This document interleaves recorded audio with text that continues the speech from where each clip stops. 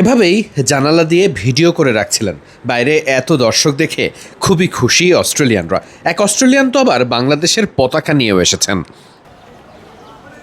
নির্ধারিত সময়েই বাংলাদেশ আর অস্ট্রেলিয়া দলের টিম বাস স্টেডিয়াম চত্বরে প্রবেশ করতে শুরু করে। খুব স্বাভাবিকভাবেই নিচ্ছিদ্র নিরাপত্তা ব্যবস্থা সবসময় নিশ্চিত রাখে বাংলাদেশ পুলিশ। সেটার ব্যতিক্রম ছিল না। একেবারে কড়া নিরাপত্তা ব্যবস্থার মধ্য দিয়ে দুই দলের টিম বাসকে একসাথে স্টেডিয়ামে প্রবেশ করানো হয়। মূলত কিছুটা বিরতি নিয়ে দুই দল একে একে মাঠে প্রবেশ করে। প্রথমে বাংলাদেশ দলের টিম বাসকে মাঠে প্রবেশ করতে দেখা যায়। শ্যামলী এনআর ট্রাভেলসের এই বাসে করেই বাংলাদেশ দলকে সবসময় মাঠে প্রবেশ করতে দেখা যায়। তবে এই নিয়ম বোধহয় আর সামনে থেকে দেখা যাবে না। ভবিষ্যৎ হোম সিরিজেই নিজেদের নিজস্ব ব্র্যান্ডিংয়ের বাস দেখা যেতে পারে। ইতিমধ্যেই তামিম ইকবালের নির্দেশনায় বোর্ডে সেটি অনুমোদনও পেয়ে গেছে। সকাল সকালই বাংলাদেশ দলের টিম বাসের পরপর কিছুটা সময় পরে মাঠে আসে অস্ট্রেলিয়ান ক্রিকেট দলের টিম বাস।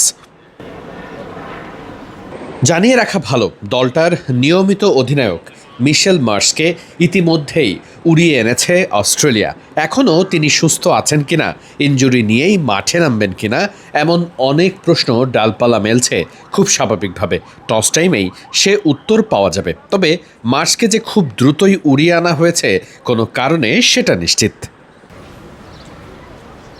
বাসের জানালার ভেতর থেকেই সবাই অবাক হয়ে দেখছিলেন বাইরে এতটা দর্শক, ক্রিকেটের প্রতি সবার এতটা ভালোবাসা।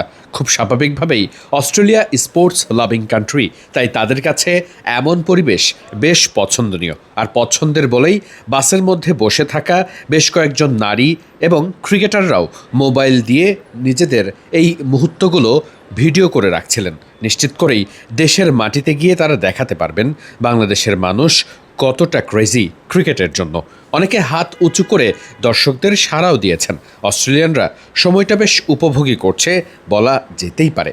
মিশেল মার্শকে নিয়ে শেষ পর্যন্ত অস্ট্রেলিয়া যদি মাঠে নামে, তাহলে এটা একটা বড় ধরনের স্টেটমেন্ট হবে বইকি। বাংলাদেশকে সমীহ করা অস্ট্রেলিয়া দল, এমন দৃশ্য নিশ্চয়ই খুব একটা দেখা যায় না। একজন অস্ট্রেলিয়ানকে দেখা গেছে বাংলাদেশের জার্সি সংগ্রহ করতে, বাংলাদেশের পতাকা হাতে নিয়েও। এমন সময় দেখা মিলেছে মৃত্যুঞ্জয় চৌধুরীরও। মাঠের বাইরে একেবারে দর্শকদের মতো করে তিনিও এসেছেন।